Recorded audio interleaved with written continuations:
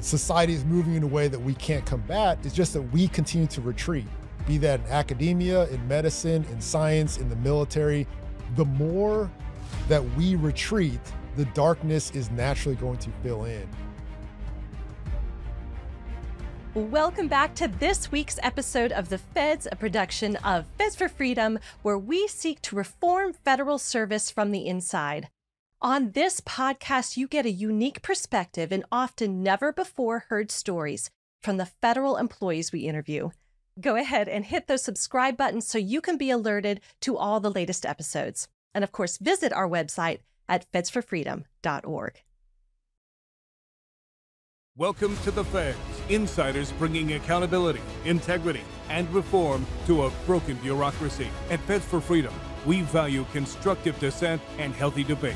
The views and opinions shared in today's episode are those of the speaker alone and do not express the views or opinions of the U.S. government or any other employer. Husband and wife team Alan and Jean Cohen represent both active duty and civilian sides of the military. Both stood their ground in their objection to the COVID-19 shot mandates, and we are joined by them today. Thank you so much for coming in, especially to the studio. Thank you for having us. So how did you all meet? I'm assuming in the Air Force. Yes, we were both Air Force Academy graduates. So we met our senior year at the Academy. Although there's some contention there. Yeah. So Alan swears that we met in econ when we were freshmen. So. Freshman year economics class. I noticed her. She may or may not have noticed me. And then we actually started talking senior year. So. Yeah, we started. Yeah. I noticed him senior year. And how long have y'all been married? 18. 18 years. So after graduating the Academy, our first assignment was at Edwards Air Force Base. So we continued dating there, got married, and the rest is history. Wow. So what's that like having two in a marriage, both being in the military together? Yeah, I think it has some opportunities and some challenges. I think the opportunities are we both understand the military lifestyle. So how often you change assignments, the different demands of the jobs, especially the technical fields. But there are some challenges of always trying to maintain the same assignments because the Air Force does not guarantee that a husband and wife will always be together in their assignments. And so there are some challenges as you go on in your career, different opportunities that present themselves for each of us. Yeah, like Alan said, yeah, we were separated about 2 years by military orders.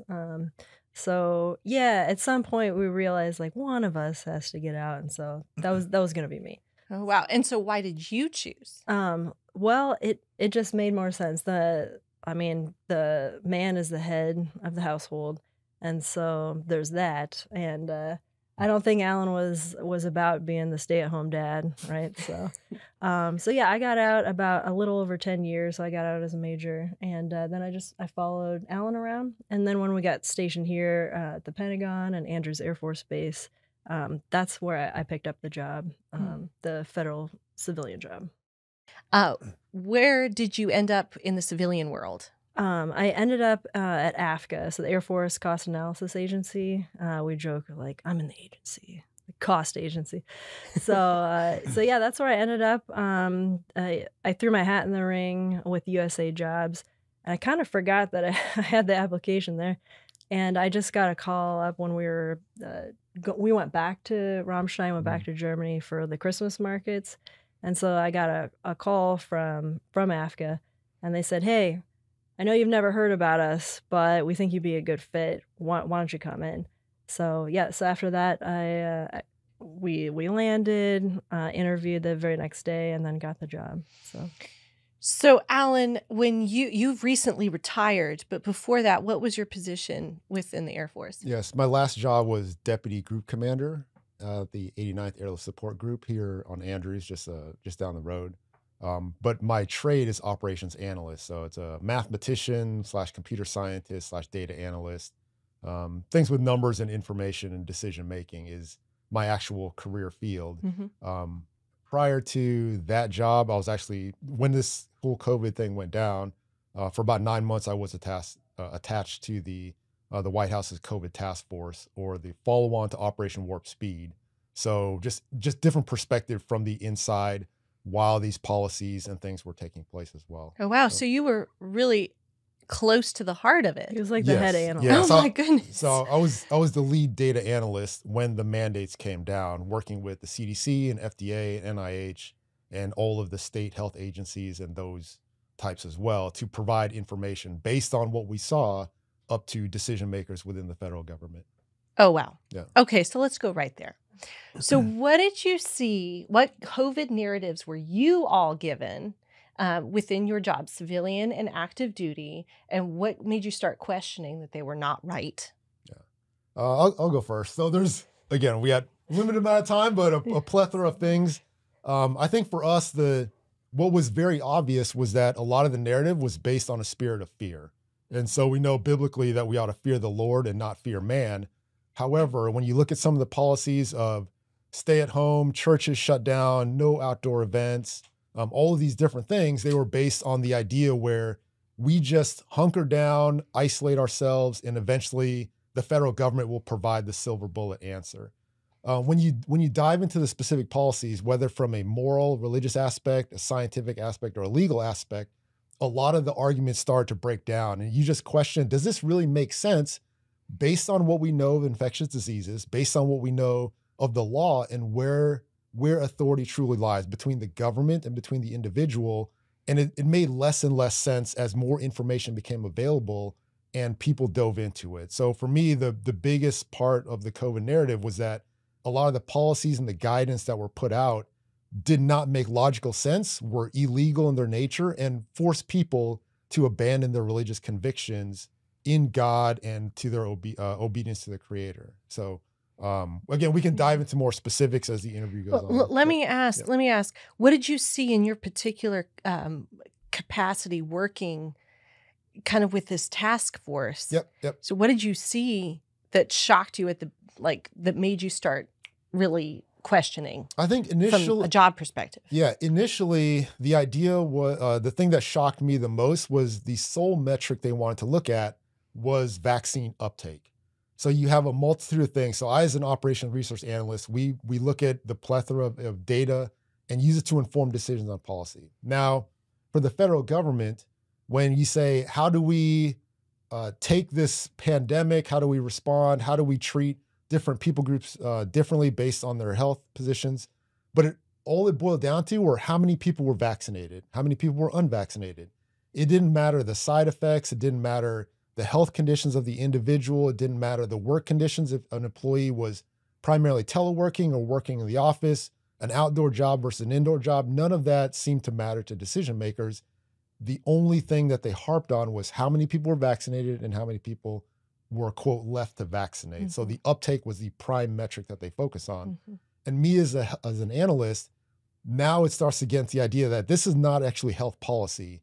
This is more about compliance and obedience. It wasn't about, quote, public health or how do we get Americans back to, quote, pre-pandemic lifestyle in a healthy way. So that was 2021. Were you all questioning before 2021? Yes. And initially, again, when there was a lot of uncertainty in early 2020, but my timeline's correct, early 2020, when we had 15 days to slow the spread and came 30 days and then dragged on from there, we had already looked at some of the information that were available, not just in the US, but overseas, some of the scientific literature on the risk of the virus itself, as well as what some of the early pre-vaccine policies were. Again, the masks, social distancing, some of the other state and federal policy that came out. And again, a lot of it didn't make sense. It was actually opposite regarding natural immunity, regarding vitamin D and general health of an individual, as well as isolation policy. Biblically, you isolate the sick. You don't isolate your entire population. And so, my goodness, that's so true. Biblically. Yeah, this is goes quarantine the sick, right. not the healthy. Right. And so all of these things kind of piled up early in the pandemic. Mm-hmm. And as time goes on, you saw it bleed into other areas of society, into academia, into the medical community, into the federal government. So you saw this spirit of fear really leach out into all areas of society, even within the churches, where churches themselves did not rely on biblical principles. They looked to the government for their answers and sort of abandoned what they knew to be God-honoring ways of life, even holding church services where they would look to the government to say, can we have church? And the Bible says, do not forsake the fellowship, right? Like worship is a part of the Christian life. So when we abandon that in fear of this unknown virus, I think we as Christians, we're then living in error. I don't know if you have some more to add. Yeah, no, I mean, guess the only other thing I'll add about your task force is that there was a therapeutic wing. There was, but they were almost like pushed aside or not ignored, but like it just wasn't emphasized. And so I thought that was interesting. And the other thing is like, Alan, once they found out he was unvaxxed, he gets kicked out of the area and he's got his own office. Like, yeah. We're going to get to all of that. Yeah. Go ahead. Sorry. No, that's a good point. That what people don't perhaps understand is that Operation Warp Speed, it was for any kind of countermeasure. It wasn't just vaccines. It was therapeutics. It was vaccines. It was different policies, anything that might help bring an end to the pandemic sooner. However, the money and the decisions seem to focus just on the vaccines for numerous reasons. And the therapeutics arm really took a backseat in terms of how many people were on that particular part of it and how many focus on vaccine and their production. And now that would be an interesting conversation, talking with people who headed up that wing of it. No, do you know who did? Sorry, go ahead. No, go ahead. No, you go ahead. Okay. So when I came into the task force, it was still led by John Cohen. So again, Operation Warp Speed had more of a military feel because of the rapid nature, because of the military's ability to organize and to make things happen on a mass scale, which I would argue that some of our public health agencies don't have that capability. And so we treated it as a military operation. Do you know what that therapeutics wing actually determined were good therapeutics to help? Yes, I don't have the list off the top of my head, but there were promising things that came out regarding treatments that were available publicly already that already had emergency use authorization, similar to how we treated emergency use authorization with the vaccines. They were on the same level, if not further ahead, regarding what could be made available to the public. And our overall mission at that time was simply make these things available to the American people. The mandate hadn't come out yet. It was simply mass produce these things, make them available to the American people, and allow decision makers at the lower level or even individuals to say, if you want these therapeutics, if you want these treatments, they're available for you, go get them. The mandate came later on when we shifted from make them available to everyone must get them. So that was really the critical shift that happened while I was on the task force. I bet we all can guess who was the driving force to make the vaccines the only way and the therapeutics not. Right. Yeah. Go ahead, Jean. Yeah. The therapeutics wing, if I remember, they had some really good government policy that would have been good. It's good for the future, and it would have been good for the pandemic. Wasn't it like every pharmacy there was going to be available for therapeutics? Like they would have make the early intervention things. So you don't have to wait until you're hypoxic to go to the emergency room. Right. Like the government can make available vitamin D, zinc, all these things right at the every pharmacy. Right. Early intervention, because one of the other ideas was with Operation Warp Speed is that it was, yes, military run, but with partnership through CVS and Walmart, all your providers, as well as the logistics agency. So all of your FedEx, UPS, all of the distribution. So the idea was that to broadly get these treatments available to people, you could have them at a corner CVS or a corner pharmacy. So you didn't require people to drive to the hospital or go check in, and then the hospital would tell you, hey, wait 5 days and then come back. You could identify it early, you can do some prophylactics, and then get them to a healthy position before they get critically ill. What a novel idea. Right. Wow. Right. Isn't this exactly what they were doing in places like Mexico? They had these kits available, and in the kits, they also included ivermectin. Yeah, South America was. Yeah. Whoa. All right. So you all have a very interesting perspective here. So how were you all treated after the mandates came out? You were put in another room. Yeah, sure. So I'll go first. From my perspective, again, I was at the task force, and prior to the mandate, everything was fine. They were like, oh, Alan, he's our guy. I was creating products for decision makers, doing a lot of like, yeah. Now, did you put up any stink regarding the masks or the testing or anything prior to that? I did. Yeah. You did. Good Yeah. for you, Jean. Yeah, ours was, it was less emphasized where like the policy kind of shifted day to day. I remember before the mandates, the CDC even said that even vaccinated people have to mask up.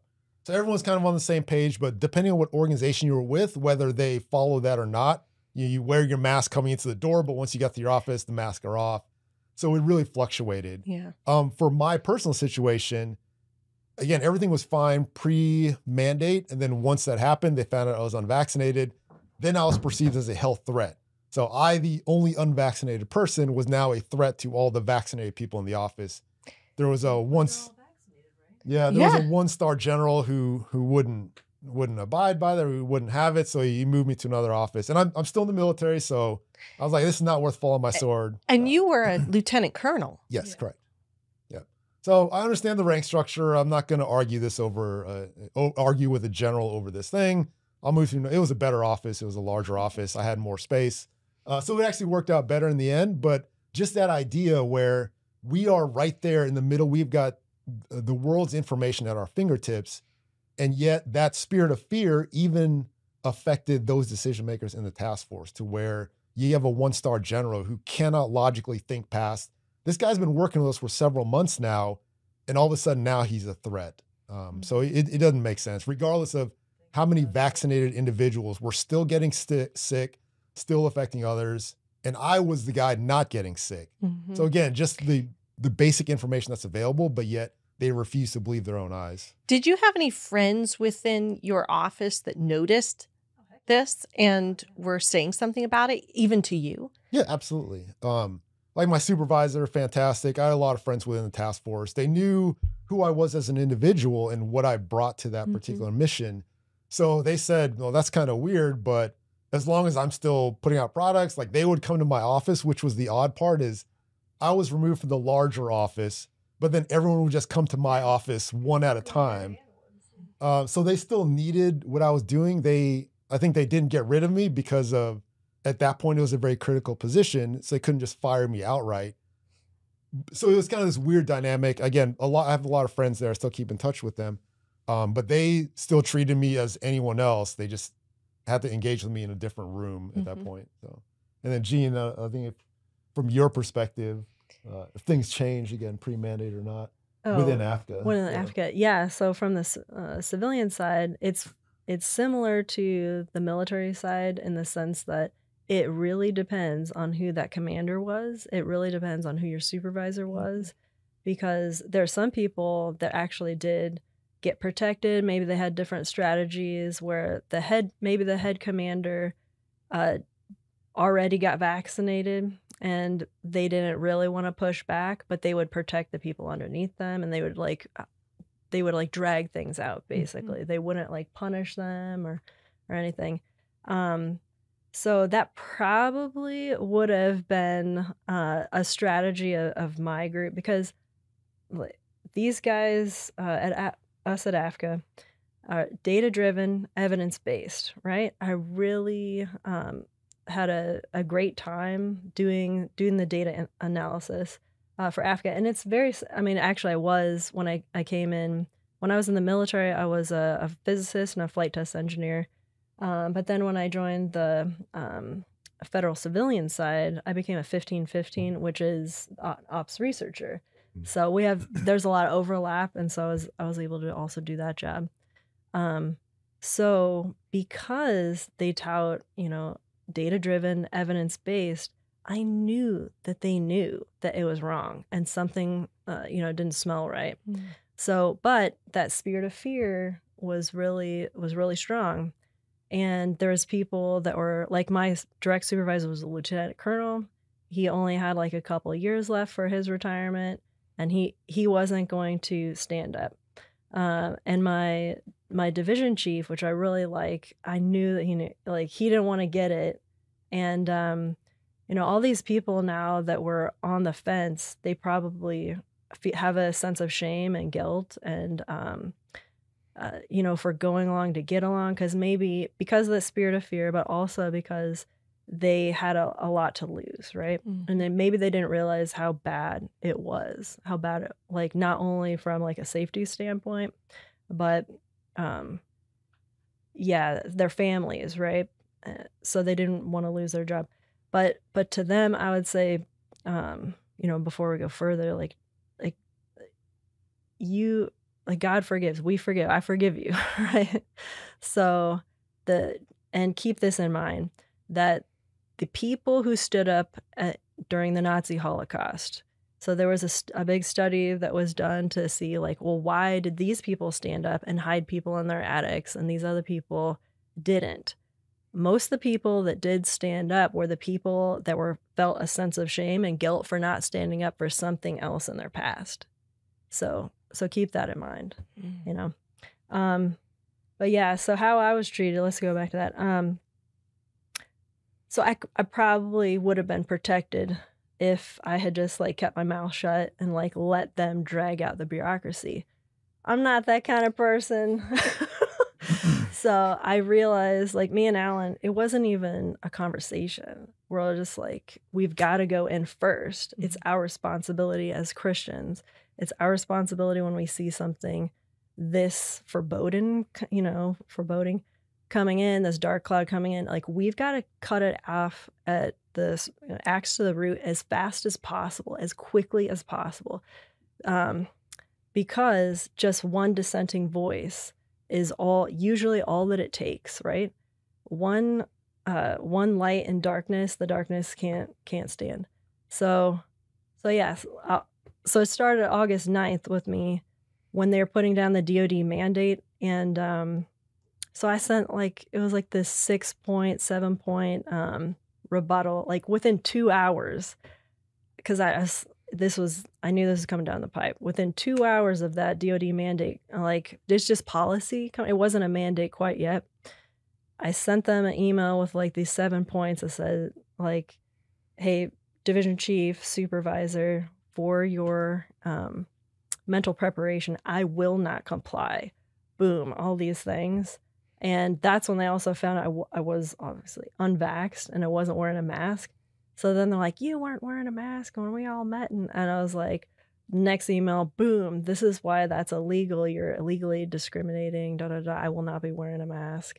So yeah, I've got all those emails. So they told me they didn't know what to do, right? They didn't know what to do with me. They didn't know what to do. But that's no excuse, right? Yeah. You know, oh man, what is right? Yeah. So did they send you home at any point? Well, we were already max telework, right? So we tried to meet up in the summertime, like right before the mandates. I think it was like July or something. So we met up like July 21st, 27th. And that's when, things had started to go down with the cases. And they said they had a policy that the vaccinated could remove their masks as like a treat. And then the unvaccinated, you still have to wear a mask. I'm like, first off, I'm not calling myself out. And second, like, obviously that's discriminatory. You don't even treat people with HIV like this. So you're illegally assuming that I'm a health threat, which I'm not. And also, aren't y'all vaccinated? You're protected. Yeah. So none of it made sense. And so we tried to get back together. And then August 9th is when it came down, like, from on high, the DoD like guidance, and then it went from there, like August 9th, August 12th, and then the big one for like building occupancy and vaccination status was like September 17th. So there's like a series of emails that I gave them that that was my not only reasoning, but like, why is this scientifically wrong? And why is this legally wrong? And then of course they so they didn't know what to do. So I'm sure they're all talking with HR and stuff. And their decision was to try to intimidate me by doing at the exact same day. Like, I'm old enough, I know the strategy, and it's not a bad strategy. when you have troublemaking personnel. So it's a letter of counseling. So they talk to you, they reprimand you, they have a formal letter of counseling against you. And then on top of that, they also did a security investigation into me. So they're like, here's your boom, boom, like trying to intimidate me. And they're like, please affix your name that you've received this counseling, and please affix your name that, are you going to rebut this or are you not? I'm like, of course I'm going to rebut this. So they give me 72 hours to basically put together a dissertation against them. So I sent that in, and then after that it was just like chirp, chirp, chirp, chirp. Yeah. So didn't you have a conversation at one point with your superiors? Oh yeah. And you both put in exemptions, correct? No. That Okay. was one of the things that was also different too with how we approached it. Okay. So for me, I told them right away, like, this is not, like, if it pleaseth the king, may I make my own personal medical decisions. I'm like, I'm not even going to ask for an exemption because that will legitimize your tyranny, right? That will somehow legitimize that, may I please execute my own medical freedom. So I was like, I'm not even going to do that. So when I contacted lawyers, it was specifically to like, hey, I don't want to attack this from an exemption standpoint, although that's fine. And Alan did the religious exemption. I want to attack this from a constitutional standpoint, a rights standpoint. So, And how did that end up? nobody talked to me. Well, some people tried to get back to me. It was such a flood. There was such a flood to the lawyers of people requesting help that it was very difficult to get people to respond. I did get response from ICANN, and so, but they were really waiting for people to become vaccine injured. Like they would only take, many of them would only take cases if you're vaccine injured already. I was like, well, but it wasn't until after the injunction that I realized you guys existed, because, that division chief who didn't really want to take the shot, who we got along well, he told everybody not only is there injunction, but these are the guys. He like put a link Oh, wow. to it. So I was like, thank you. Right. And so that's how I thought me and Alan were just by ourselves, the whole time. So what was your exemption process like? So at first I thought, they were talking about before the mandate came down saying, hey, here's what's available for exemptions, religious exemption for biblical reasons of why I'm not doing it. For the military, I honestly thought there'd be a lot more people because prior to the mandate, there was roughly 50% of the force like 67% was vaccinated, and after the mandate came down, it was far fewer. So we're in the situation that's, here I am, Lord, send me, where the population of people who actually fought against it was very slim. The religious exemption was also an opportunity to actually get things on the record, to say, here are my documented things. They go on the books. It's an official channel. It's part of the official government record now. So that when we get to a case, we argue it in the courts, all of that material is there. And all the decision makers along the way are without excuse. It's not just, quote, the nebulous policy from on high, but there are individuals within your chain of command who are culpable in pursuing this. When they have all the information, they personally know that it was wrong, and yet in their capacity, they have decided to continue enforcing what they knew to be illegal. And so that individual's without excuse, not just the federal government writ large, but those individuals within the military, within other areas of the DOD and broader executive branch. So part of the religious process, go through the motion, you file the exemption, speak with the chaplain, speak with the medical provider, your chain of command, do all the paperwork. And although I knew they probably wouldn't go that way, it was still an offer that, hey, there's still time to repent, that while we're going through this, every individual still has a chance to do right and say, you know what, maybe we are moving too fast. Maybe this doesn't make a lot of sense. Maybe we should look at more the constitutional aspect of it, and giving them the opportunity to say, whomever that is in the chain of command, you personally have a chance to do right within your sphere of influence. it might not change the dynamic across the country, but within their sphere, they can still do right by their people and giving them that chance. Naturally, we go through the process, submit the initial request. It was denied, submit the appeal. That was also denied. And that's when all of within the military, the legal courts started to come down later on later on that year. Now, a lot of military folks were turned out of the military when they when they refused to get the shot, but you still had your job as of a couple months ago, and you're retiring. So, Right. Yeah, how does that work? Yeah, it's different based on how much time in service you have. So if I'm a young airman or a young private in the Army, it doesn't take a lot to get rid of those people. And That's disgusting. It is, absolutely. So if I was a commander, I wanted to get rid of a troop, I can issue a letter of reprimand, and that would be enough grounds to say, okay, separate them. And you still go through all the procedures, but it's a lot faster. Now, that's like saying to someone, you're lower down and you don't have as many rights as the higher up people. Correct. That's effectively what we're doing. It's that, and it's also laziness in a large part, because it does take some significant effort to get someone out of the military. So if I'm a commander, I want to get rid of someone, there's a lot of paperwork, there's justification. You as a commander have to argue that in front of the lawyers. If the member decides to go to court-martial, now you have to argue it in front of a panel.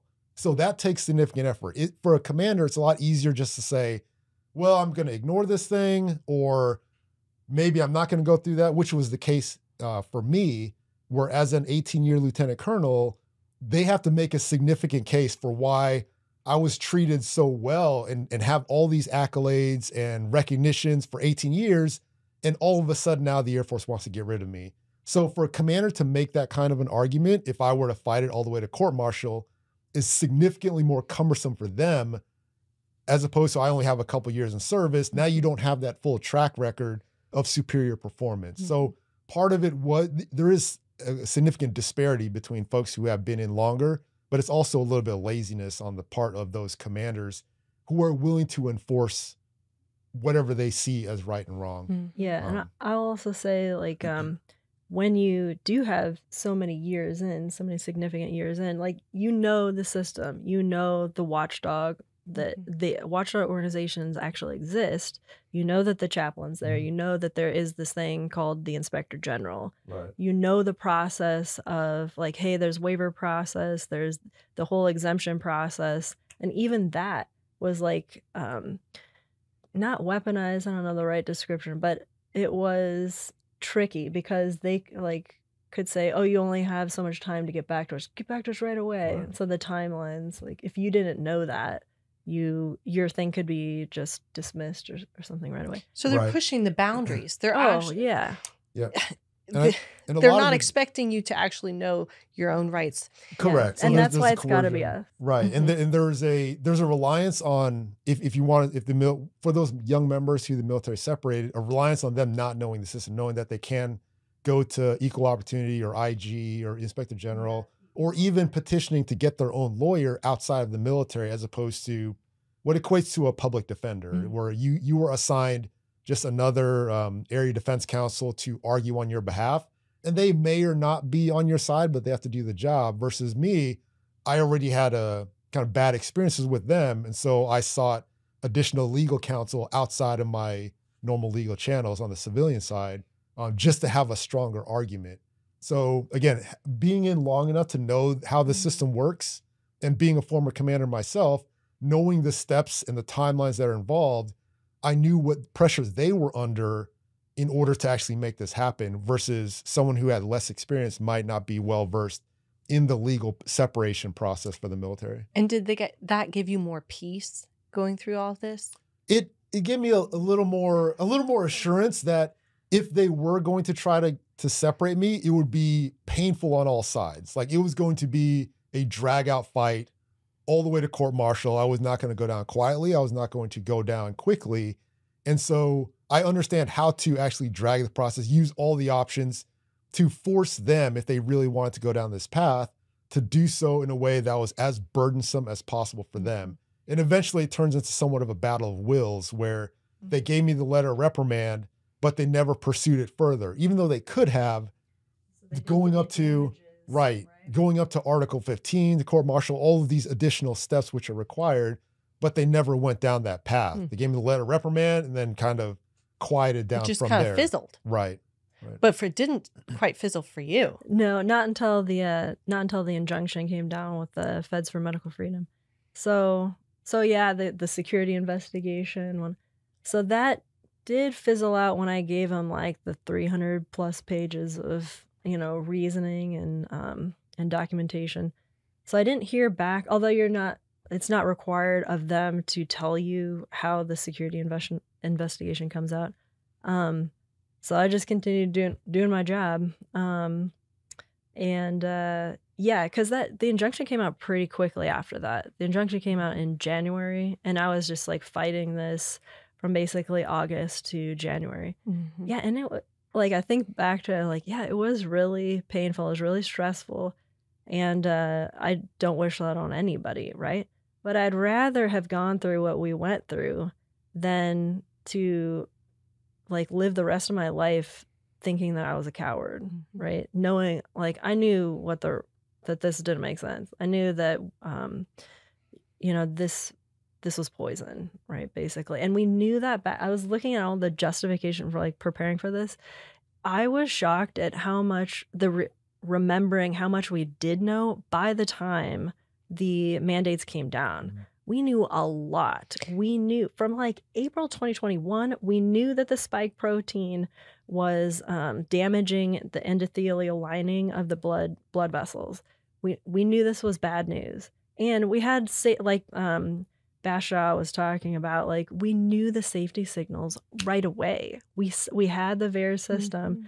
Sure, it's not perfect, but it's grossly underreported. Mm-hmm. So if you have a safety signal in that, there's something we should be looking at.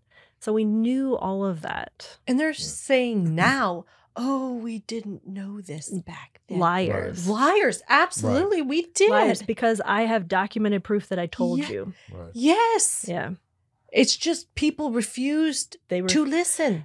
And going back to what Alan said, the reason why they refused to listen is that spirit of fear. Because when you get a population that has such a high level of general anxiety or fear, and you have CNN having the death count or the case count, you couldn't get groceries without having things over the loudspeaker talking about it, right? So you're just immersed in this spirit of fear. And so we already know there's studies people literally can't reason. They can't think when they get up to a certain emotional level. They get that actually takes training. Mm-hmm. So if you're in a conflict, or if you're, let's say you're street preaching and your emotions are high, that's training. You train yourself to be able to think through when your emotions are high. Mm-hmm. So that doesn't just come naturally. But what is a bulwark to that in society is Christianity, because what casts out fear is perfect love. So the perfect love of Jesus Christ casts out all fear. And so if you have a society that knows that has, internalized the love of God, that won't affect them. The spirit of fear will not affect them like it did. So, yeah.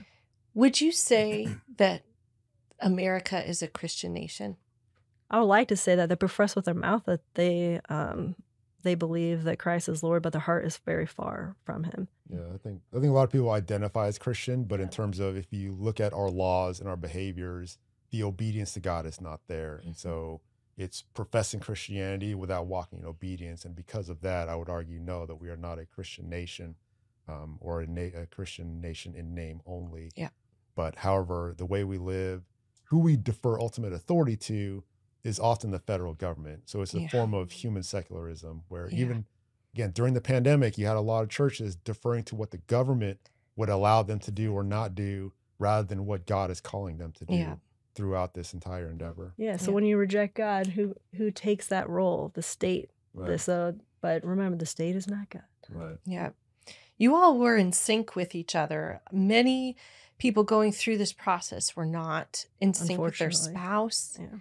But so what would you say to those people, especially the people who stood their ground where the spouse did not? What would you say to those people? Yeah, I think that's a very difficult situation, especially there's numerous cases how that played out, but a lot of broken families, a lot of broken marriages. I think ultimately the Bible teaches us that in a marriage, the two become one. And so they should be that foundational belief in terms of their worldview. Might have different opinions, but ultimately some of those big decisions on getting vaccinated or not, who do you ultimately obey at the end of the day? Like those conversations should have been had. And I think sadly, what this entire thing also shows is a lifting of the veil to see that people who are living genuinely in obedience to God and those who are just pretending.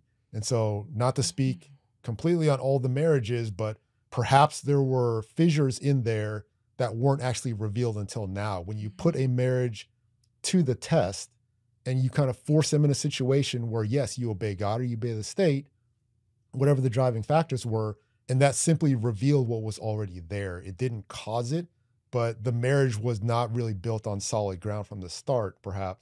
And that's what resulted in that. It's unfortunate, but again, there's always time for repentance. So even though a man or woman may have been separated or divorced because of that, there is always an opportunity for repentance and reconciliation through Christ if they are willing to do so. Yeah.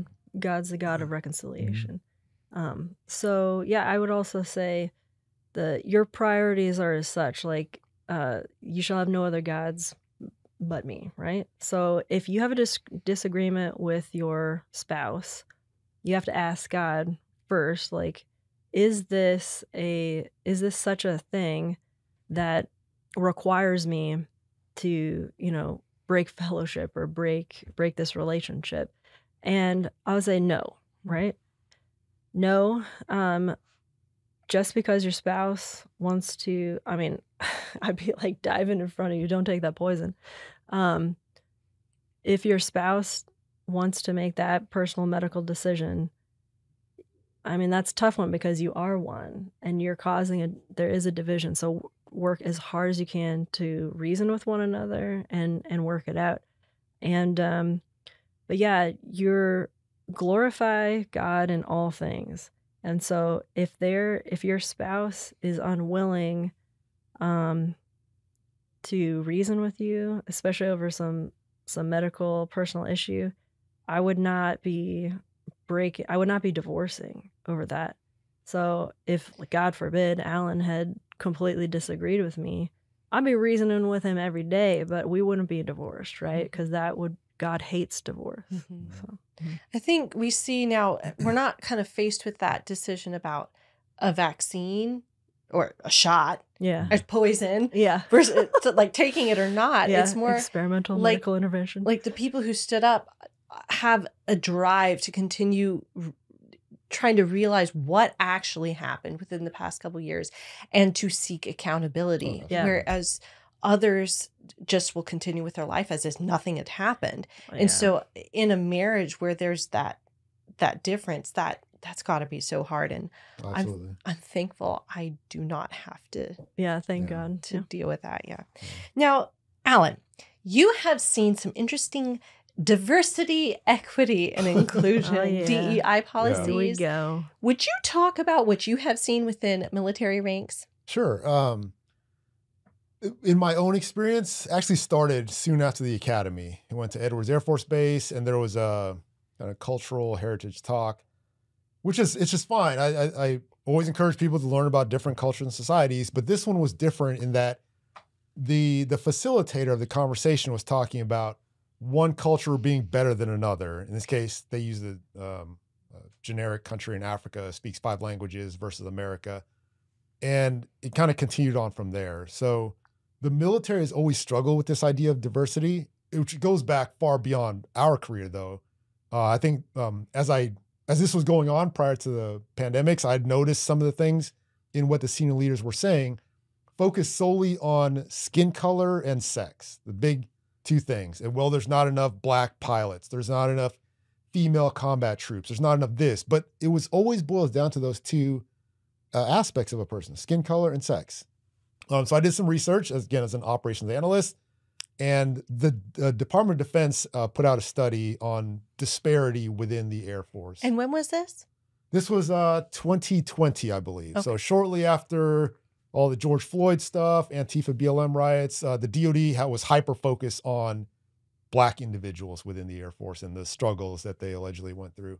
So doing some research, I found several department-level investigations and research papers going back to, I believe, 1972, when the DoD assigned a task force on military justice. And they were looking at disparities between different groups of people. Some of the assumptions in that early paper, again, 50 years ago, were they said, by the charge of this investigation, we assume that racial discrimination exists. So without any evidence at all, the DoD is already on that track, early 70s. In 1975, the Army Research Institute took it a step further and established what they call the representation index, in which you would compare the percentage of outcomes based on people groups to promotions or to disciplinary actions and compare those proportions to general society. This representation index took on the form of the disparity index and then the difference indicator. We call it different things. But the fact is that the military wants to establish some arbitrary percentage of Blacks and whites and Hispanics and Asians. And if there's any deviation from that, they feel that it's a problem. Fast forward again to 1993, where I believe the Defense Equal Opportunity Management Institute did a more comprehensive research where they looked at prior crimes, parental upbringing, whether a person came from a two-parent family, one-parent family, whether there was what their IQs were, test scores, multiple different factors. And now you look at disparity on how it came. And they concluded that all of those factors didn't actually make a difference in terms of the disparity that you saw. So we've been going through this runaround, and in all of these IG reports, they will always state that they do not find reasonable cause for racial bias, racial discrimination, and yet the Air Force or the military as a whole still clings to the idea of these arbitrary percentages of, again, Black, white, Hispanic, Asian, for some reason. So that has been happening for a long time. There's plenty of research that's been done. So they're making a divide happen. They're making a problem. Yes, absolutely. It doesn't when the evidence shows that there's not a problem. Correct. And by our own research, again, we've got 50 years worth of investigations and studies on this topic. And yet the narrative is still, well, we need X percentage, this and that. Why do you think that is? I think a lot of it is, Marxism. I believe just general non-Christian view of humanity, where I cannot see you as just a human made in God's image. They try to bucket you into, well, you're straight, white, female, or this and that, right? And a lot of that is Marxism, because when you can take a population and you divide them by any arbitrary metric, whether it's social category, it's economic status, skin color, you can divide a country like that. Now they're easier to control versus a government trying to maintain that level of control over a broad population that says, I'm going to treat you as a human being, regardless of what you look like or how much money's in your pocket. And now it's harder to break that bond between individuals of your populace to say, well, it's coming up for election, for example. In order to get this demographics vote, I'm going to pander to this and that. To get the other vote, I'm going to pander to them, or I may very well pit two groups against each other. Well, the rich people are getting this, so vote for me and I'll punish them. So all of this, and the military is just a subset of broader society. So as society adopts this kind of view of humanity, naturally people who come in the military will have that same feel. So as a military member, it has nothing to do with the meritocracy of how well can you actually fly a plane? What is your ability to be an expert at your particular craft? That seems to take a back seat to the external and the irrelevant factors. But again, that is simply modeled, and the military has taken a lot of those ideas from broader society, even from very well-known Black supremacists during Black liberation theology in the late 60s. We have actually adopted a lot of those same ideologies into our military today. Most people probably don't realize that because it's kind of get along to go, or go along to get along. It's not popular to say, yeah, let's treat this person based on their qualifications and not their skin color. And so again, in that same spirit of fear or cowardice or ignorance, whatever you want to call it, a lot of decision makers don't want to speak boldly and say, this is not right. But isn't that illegal to even, have policies that say that? Absolutely. It is. And unfortunately, in our country, though, you can have something be illegal, but it's the enforcement of that, which actually makes a difference. So someone may commit a crime and the enforcers would say, we're going to ignore that crime because of whatever about the person. Someone may not commit a crime, like not taking poison, and we particularly prosecute them. So it's really on what our nation or what our decision makers are willing to enforce or not enforce that matters, rather than simply what is on the books regarding lawfulness in our country. Why do you think military leaders are trying to push these policies? That's a good question. And what's the result for military readiness? Yeah, that's a good question. I wrote a paper, tried to get it published in a journal article as far as an objective look at race in the military and how we ought to move forward regarding how we treat one another. Because ironically, the more we focus on, quote, fixing disparity and hyper-focusing on race and sex, the more we exacerbate these problems and these divisions. So again, I don't know if it's out of cowardice of not speaking what needs to be said because of shame of being canceled or shame of not, or perhaps not making that next rank because higher civil authorities above the military will not look favorably upon you. So there's a personal aspect to it. Or simply because people just don't know. They hear the narrative from whatever news cycle or whatever their friends are telling them, and they simply accept that as truth instead of doing the critical thinking themselves. As a result of military readiness, you're already seeing it, where we as a Department of Defense have either wittingly or unwittingly demonized straight white male, Christian males specifically. And most of our recruits in the military come from Southern states, come from very patriotic families, often with Christian principles, and a large majority who are even qualified to be in the military are straight white males. That's just a fact. So when you isolate or demonize that group of people, we've already seen the recruiting numbers go down, retention, on and on, to the point where many services have simply brought down their recruiting numbers because we failed to meet them over the past couple of years. You simply lower the standard or lower the target. They're lowering the quota? Yes. So we have a recruiting target every year, but Can't make it. What do you right. know? But that's bad news to say. Now we're reaching our goals. Correct. So instead of saying we missed our target by 10,000, you just lower the standard by 10,000 and hey, well, we met our goals for the year. Isn't that what happened with the DMED data? Oh Yes. my gosh, let's not even go there. Okay. Yeah. Wow. But yeah, So- I will say the DEI stuff is a source of great sadness for me because the military used to always be a meritocracy. And it used to be this melting pot of all of Americana, right? When I went through the academy, nobody looked at each other. Like, this is back in 2000, 2004.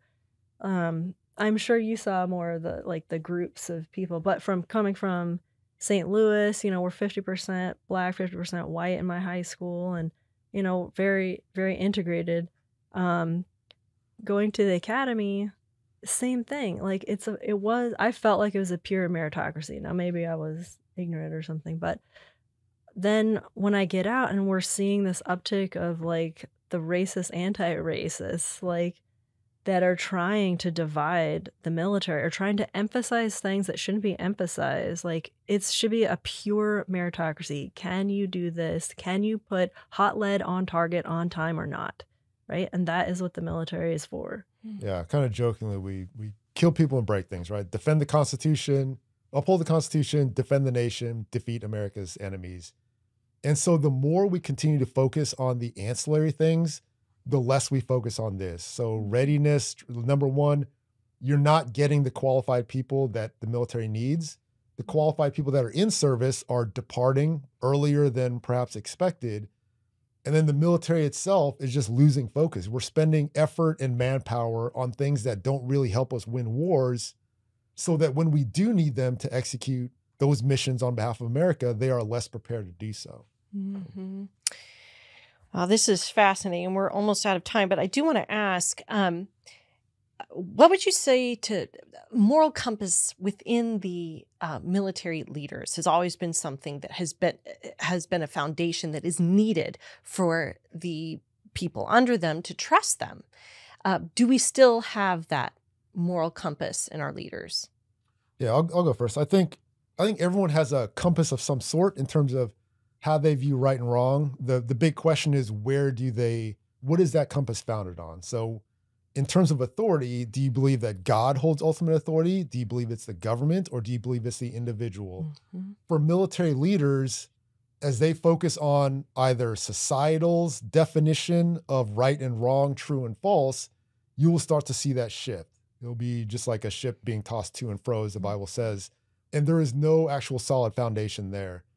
For military leaders, that is absolutely crucially important, because we do not swear allegiance to any political party, any individual, any of that stuff. We swear an oath to uphold the Constitution. Sadly, right, absolutely. And even above that there is an obligation to God that even trumps your obligation to the Constitution. Mm-hmm. However, most people either profess with their mouth, but their heart is far from God. That's the problem, number one. Number two, a lot of our military leaders have either not actually understood the Constitution and have treated this oath, this allegiance, as sort of blind allegiance to whatever the political narrative is at the time. And that does stem all the way down the units, where young individuals might look up to their leaders and they see that they're not really principled in that sense. They're simply going with what the narrative is. It might be this particular position one day, something completely different another day. And people are smart. Like the folks who are coming into the military, they understand hypocrisy. They understand when someone says, yes, I uphold this, but I'm acting in a way that's very different. Like they pick up on that and they notice it. And a lot of them will say, thanks, but no thanks. It's not what I signed up for. We might have the traditional view of what the military once was, or perhaps your grandfathers who fought in World War II or Vietnam or Korea, and you have this kind of idealized version of the military.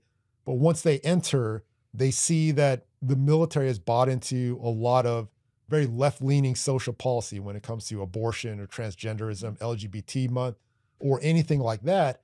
And they see the military heightening these other leftist policies as opposed to their principal mission, where we are to be an apolitical entity upholding the Constitution. Is by definition, that's what the military should be. Mm-hmm. But I think for military leaders to abandon that, you're seeing the impacts of that today. Yeah, and like you said earlier, the military is just a subset of society, right? So society as a whole and America as a whole has lost its moral compass, which should always be founded on Christ. Mm-hmm. And so everybody's religious. Everybody has a religion. And in America, it seems that it's just human secularism right now. And so because of that, they have replaced the God of the Bible with the state. So they're looking to the state for their salvation. Mm-hmm. But God says that he is the way, the truth, and life. So he is all logic. We should be founding our moral compass on the God that calls himself all logic, all truth, all love. And so, well, we're working as abolitionists against abortion. We're working to turn the heart of America back to God. Mm-hmm. And so it can be done. I'm seeing a lot of progress over the last 9 years. But yeah, it's a work. It's a work of the Lord. The Lord has to intervene to bring the hearts back to him, to grant repentance. I absolutely agree. I wish we could talk more about this. The whole spiritual warfare aspect is quite strong. Yep. Both of you have retired at this point. So why? And have you seen a lot more young people like yourselves retire? Yeah, I think for me personally, I was, again, I'm not retiring out of malice or bitterness or anything like that. It's simply that through the last several years that my views of the military early on I've wised up to some of it.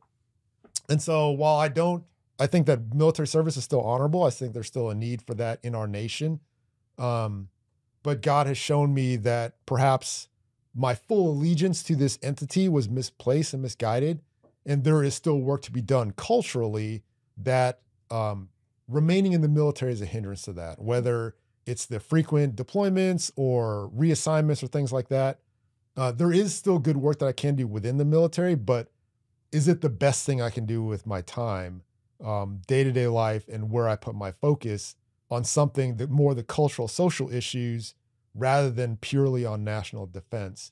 So for me, timing just worked out, again, where my career did not end up the way I thought in terms of getting command, and then You got command. They stripped it from you. Yeah.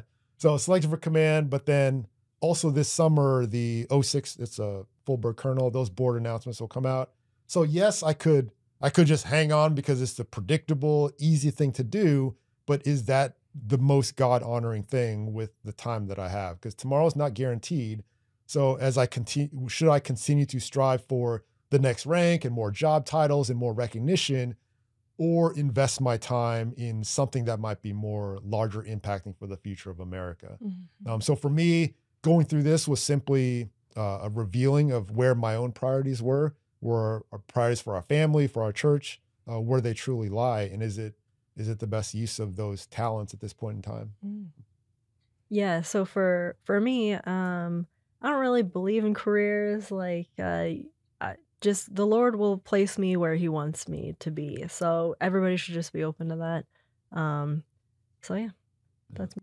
As far as your second question regarding younger folks, I think, just speaking anecdotally, but yes, I have spoken to a lot of my peer groups, those who are approaching the 20-year point, pilots, non-pilots, and a lot of them are of the same mindset to say, yes, is this what I really want to spend the next 5 or 10 or however many years doing, or should I do something else? Especially for those Christians who are not as verbal about it, perhaps, as we are, but internally they realize that as they continue on a track, and if the military continues to adopt more of the kind of leftist social policies, now they're put in a situation of, what do you truly value for you, for your family, for your community? And a lot of them are coming to that realization that, yeah, either you make the choice to get out, or the military will force you because you don't toe the line, because you don't comply. We saw that to an extreme level during COVID, but more things will continue to come up, whether you bend the knee to X social issue or we'll get rid of you, kind of is the mantra. And as Jean said, though, things can always change. There's always time for repentance. And should the military kind of straighten up, then perhaps you will find a resolution to the recruiting retention issues that a lot of people are not as verbal, but kind of internally feel that. And Jean, have you seen civilians leaving federal service? Yeah, but yes, but not to the same rate, I think, as the military. So, yeah, and the career field that I was in already kind of has a lot of natural turnover where, you can only do these spreadsheets for so long. And so there's this like natural desire, and it's good to get like a breadth of. So in the cost analysis world, there is a lot of moving around from like want to get maybe, so you're not always in this program, maybe you'll go to another program instead of just space. So I was space, maybe you go to so it's kind of hard to see if people actually like drop out, because people are always like fluid and moving around anyways. I don't know how people do it with spreadsheets, looking at a computer I all day. I can't. So that's what makes us good analysts, because like nerds like us. Not everybody wants to like be able to hoover up all this data, and we're just like puzzle. Yeah. All right. Well, we've talked a lot today. We've covered a lot. So if you could encourage the American citizen in some way to stand up to the corruption that we've talked about, what would it be? I would just say, again, as a Christian, just stand boldly on Christ, stand on your faith and speak out. It's not everyone has to challenge the entire system, which is often what people think is, how can I individually shape this entire industry? That's not what we're asking. Just within your circle of influence, wherever God has placed you, be it your family, be it your workplace, just speak up for the truth. Because as we mentioned before, when that light is shining, the darkness has nowhere to hide. However, if we self-censor, if we intentionally hide what we know to be the truth and put our light under a bushel, the default is that darkness will advance. It's not that evil and darkness are overtaking the light or somehow society is moving in a way that we can't combat. It's just that we continue to retreat, be that in academia, in medicine, in science, in the military. The more that we retreat, the darkness is naturally going to fill in. And so whatever sphere of influence a person has, an individual, just stand boldly in that space. And that is enough. Eventually a second thing would be networking. So you're not alone. Again, there were times where Jean and I felt very isolated, very alone.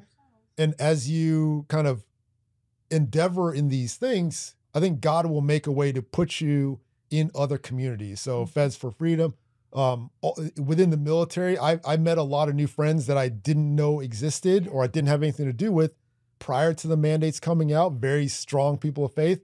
Even our church, with a network of other churches, like there's a lot of growth to be had in building new communities. So it's not just fighting against it, but it's building at the same time. Building those communities, standing boldly wherever God has you, and then letting the Lord take it from there. All right. So yeah, to the American Christians that are out there, your plows have already broken up the rock. So if you profess the name of Christ, it is your duty and obligation to continue that work. So like Alan said, not everybody has to be plowing up rock. A lot of it's already plowed for you. Just stand up, be bold, and continue to till the soil for Christ. Wow. Thank you all so much. This has been wonderful. You Thank guys you. are great. Thanks, man. Thanks for coming on. Thank you very much for having us. Thanks so much for tuning in. Please like, comment, subscribe to, and share our podcasts. Visit our website where you can sign up for our latest newsletters and become a member of Feds for Freedom at fedsforfreedom.org.